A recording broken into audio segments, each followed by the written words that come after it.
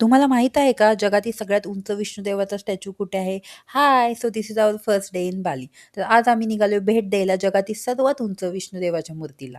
तर सकाळी मस्तपैकी आवरून नाश्ता केला, गाडीला मॅप लावला आणि स्ट्रेट आम्ही पोहोचलो JWK पार्कला. ही गाडी पार्क केली, एंट्री तिकीट घेतली आणि बग्गी पण बुक केली. आणि हो, इथं तर आमचा एक झाला क्लासिक नवरा मोमेंट. हा बघा, आमच्या नवऱ्याचा कालच ₹1,500 चा घेतलेला गॉगल इथेच आम्ही विसरून निघालो स्टॅच्यू बघायला. आणि मग समोर येतो तो क्षण. हा बघा 398 फूट उंचीचा भव्य, शांत आणि अफाट सुंदर गरुडावर विराजमान विष्णू भगवान.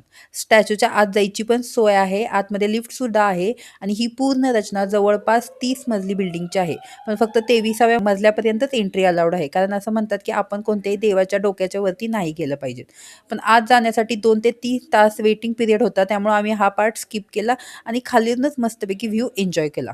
इथं फक्त स्टॅच्यूच नाही तर ब्युटिफुल गार्डन, कल्चरल शो, फाउंटन्स आणि खूप काही पाहायला मिळतं.